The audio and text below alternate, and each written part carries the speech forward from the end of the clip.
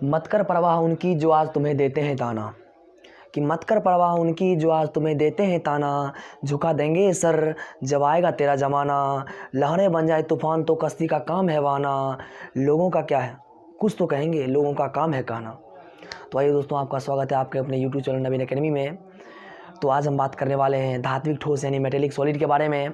इससे पहले हमने 4 वीडियो को इस चैनल पर अपलोड कर दिया है और आप प्ले लिस्ट में जाकर ठोस अवस्था नामक चैप्टर के उस 4 वीडियो लेक्चर को देख सकते हैं। और तो आइए हम आज बात करने वाले हैं धात्विक ठोस यानी मेटेलिक सॉलिड के बारे में। तो देखिए, जैसे कि नाम से ही चल रहा है धात्विक ठोस यानी धातुओं का जो ठोस होगा, ठीक है। जैसे आप ले सकते हो लोहा हुआ, मैग्नीशियम और सिलिकॉन, लोहा मैग्नीशियम सोडियम, ये सब क्या है धात्विक ठोस है।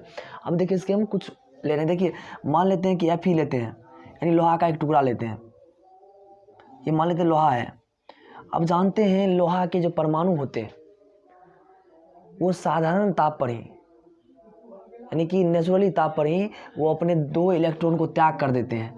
मतलब यहाँ पर अगर Fe है, Fe क्या करते हैं 2 इलेक्ट्रॉन त्याग कर देते हैं, ठीक है। और क्या बना देते हैं Fe2+ बना देते हैं, Fe+2 बना देते हैं। तो मतलब क्या यहाँ पर ये 2 इलेक्ट्रॉन त्याग करते हैं यानी कि लोहा के एक परमाणु 2 इलेक्ट्रॉन का त्याग करता है और अपने आप धनायन बन जाता है ये। तो मतलब जैसे Fe के यहाँ पर बहुत, आप मान लें लोहा है उसमें तो अरबों Fe के कण होंगे, एक परमाणु होंगे। तो इसी प्रकार हम थोड़ा इसको, लेकिन देखिए मान लेते हैं कि लोहा था, इन्होंने यानी Fe था, इन्होंने परमाणु को त्याग करके धनायन बनाया है। फिर यहाँ पर इन्होंने परमाणु त्याग करके धनायन बनाया है, फिर परमाणु त्याग करके धनायन बनाया है, फिर परमाणु त्याग करके धनायन बनाया है, फिर परमाणु त्याग करके धनायन बनाया है, फिर परमाणु का त्याग करके धनायन बनाया है। इसी प्रकार से पूरे इलेक्ट्रॉन त्याग किया और धनायन को बना दिया है। और ये जो इलेक्ट्रॉन है जो इन्होंने त्याग किया था, ये इलेक्ट्रॉन कहाँ पर घूमते रहेंगे, यहाँ सभी जगह ये इलेक्ट्रॉन घूमते रहेंगे। ये जो इलेक्ट्रॉन त्याग किया इन्होंने, और इलेक्ट्रॉन क्लाउड की तरह व्यवहार करते हैं। तो देखिएगा ये जो इलेक्ट्रॉन इन्होंने त्याग किया है, अब ये इलेक्ट्रॉन इसके पूरे ठोस में यानी पूरे लोहा के उस टुकड़ा में घूम रहा है। वो कण, वो जो इलेक्ट्रॉन है गति कर रहा है और एक समान गति से चल रहा है। मतलब ये यानी कि उसका जो एक समान बहाव होता है। ऐसा नहीं होगा कि ये सभी इलेक्ट्रॉन यहाँ पर चलाएंगे, सभी वाले इलेक्ट्रॉन नीचे चलाएंगे, ऐसा नहीं होगा। उसका समान वितरण होता है हर एक दिशा में, ठीक है। तो अब देखते हैं कि ये क्या होता है। अब देखिए इसका ठोस किस प्रकार से होता है, धात्विक ठोस। अब देखना ये है कि अगर हम बात करें जनरली तो 2 ये प्रोटॉन मतलब कि धनावेश है, और 2 धनावेश एक दूसरे को क्या करता है, विकर्षित करता है, मतलब प्रतिकर्षित करता है, ठीक है। इन दोनों के बीच तो कभी आकर्षण बल हो ही नहीं सकता। अगर इन दोनों के बीच आकर्षण बल नहीं हो सकता तो आप कहिएगा कि लोहा तो ठोस है, इसका मतलब उसमें कुछ ना कुछ तो आकर्षण बल है। और अगर ये एक दूसरे को प्रतिकर्षित करता है, इसका अर्थ क्या हुआ कि लोहा टूट जाना चाहिए, बिखर जाना चाहिए, लेकिन ऐसा होता नहीं है। तो इसमें एक और लॉजिक है, देखिए यानी कि पॉजिटिव क्या करता है, धनावेश विकर्षित करता है, और ऋणावेश भी क्या करता है, विकर्षित करता है एक दूसरे को। और लेकिन पॉजिटिव और निगेटिव मतलब धनावेश और ऋणावेश क्या करता है, एक दूसरे को आकर्षित करता है। और यहाँ वही होता है, इलेक्ट्रॉन पर क्या होता है, ऋण आवेशी चार्ज होता है, इलेक्ट्रॉन पर ऋण आवेशित होता है, और ये क्या है, परमाणु धनायन बना चुका है। तो अब क्या होता है कि यहाँ पर जो होते हैं ये जो इलेक्ट्रॉन होते हैं इसके बीच में, यहाँ पर जो इलेक्ट्रॉन है, यहाँ पर जो इलेक्ट्रॉन है, यहाँ पर जो इलेक्ट्रॉन है, मतलब ये जो इलेक्ट्रॉन है ना, इलेक्ट्रॉन, अब ये इलेक्ट्रॉन जो है इस जो धनायन को बांधे रखता है और इधर वाला धनायन को भी बांधे रखता है। फिर ये इलेक्ट्रॉन इधर वाला धनायन को बांधे रखता है और इधर वाले धनायन को बांधे रखता है। मतलब इलेक्ट्रॉन बीच में आ जाता है। देखिए जैसे यहाँ पर ये धनायन है और ये धनायन है, तो इसके बीच इलेक्ट्रॉन आ जाता है, इलेक्ट्रॉन तो इसके बीच बंद हो जाता है। इसी प्रकार से यहाँ पर इलेक्ट्रॉन आ जाता है, इसी प्रकार से ऐसे प्रोटॉन है ये। तो मतलब इस प्रकार से आप देखिए धनायन तो विकर्षित करेगा, अगर दोनों आ गया विकर्षित कर देगा एक दूसरे को, तो ये ठोस तो रहेगा नहीं, बिखर जाएगा। तो इसीलिए यहाँ पर बीच में इलेक्ट्रॉन पर ऋण आवेश होता है। तो ये धनायन जो है सो इस इलेक्ट्रॉन जुड़ जाएंगे, और ये भी धनायन क्या होगा, इस इलेक्ट्रॉन जुड़ जाएंगे। और बहुत ही, और मैं आपको बता देना चाहता हूँ, इसके बीच का बंध बहुत ही मजबूत होता है सर, बहुत ही मजबूत होता है सर। यानी इसके बीच का तो बंध होता है, और इसके बीच आप बंध को आप देखोगे तो ये इलेक्ट्रॉन और धनायन के जो बीच का बंध है, इस बंध का हम नाम देते हैं धात्विक बंध। धात्विक बंध, इसके बीच का जो आकर्षण बल है इसका क्या नाम देते हैं, धात्विक बंध। और इसमें कण क्या है, इसमें जो अवयवी कण है वो कौन है अवयवी कण, एक तो पहला नंबर तो हो गए धनायन हो गए यानी परमाणु हो गया एक एक धनायन हो गया और दूसरा इसमें क्या है, मुक्त इलेक्ट्रॉन है। तो ठीक है, आई होप आप ये समझ गए होंगे कि धात्विक ठोस में परमाणु यानी धनायन किस प्रकार से जुड़े होते हैं उसमें। तो ठीक है, इसका मैं लिख रहा हूँ अवयवी कण क्या होंगे। देखिएगा अवयवी कण, क्योंकि आप यहाँ पर देख पा रहे होंगे इसके अवयवी कण क्या है। अब देखिए इसके तो अवयवी कण पहला नंबर तो धनायन है, धनायन है, यानी इसके जो अवयवी कण है वो धनायन है एवं ये क्या है, मुक्त इलेक्ट्रॉन है। जो चारों बगल घूम रही है ये एक मुक्त इलेक्ट्रॉन है। तो मतलब आप कह सकते हो इसके जो अवयवी कण है वो क्या है, धातु के धनायन है और मुक्त इलेक्ट्रॉन है। तो मैं यहाँ पर लिख रहा हूँ धनायन और जो क्या है, मुक्त इलेक्ट्रॉन है। ठीक है, इसके जो अभी कण है और कौन क्या कहें, धनायन और मुक्त इलेक्ट्रॉन है। तो ठीक है, आगे बात करते हैं। देखिए इसके बीच का आकर्षण बल क्या है।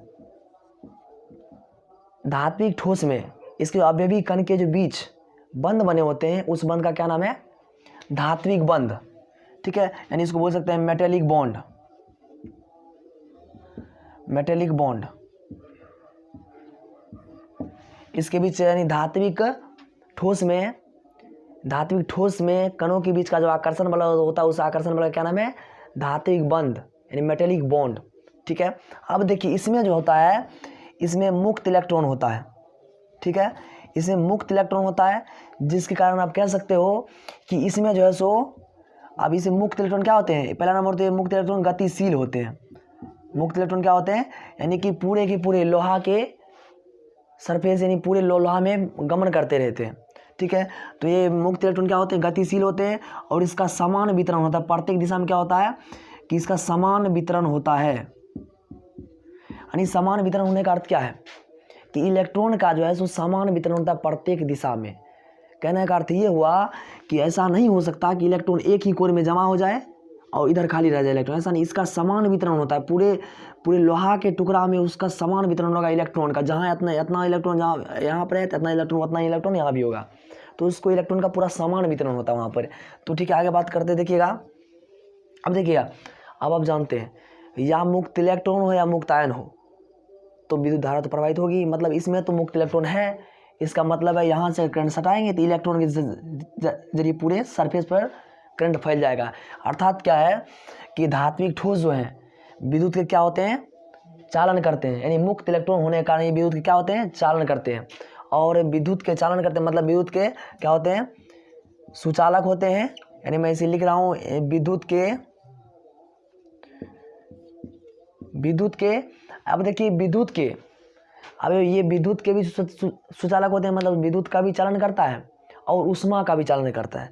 जैसे आप किसी छड़ को लीजिएगा, छड़ को आप एक साइड से गर्म कीजिएगा तो यहाँ पे गर्म कीजिएगा तो उसका गर्मी यहाँ पर आ सकता है, मतलब आ जाएगा उसका गर्मी। तो कहने का अर्थ ये हुआ कि ऊष्मा का भी चालन कर रहा है। यहाँ पर आपने गर्म कर रहा हो, यहाँ पर आप गर्म कर रहे हो और यहाँ उसका समय यहाँ पर भी आ रहा है।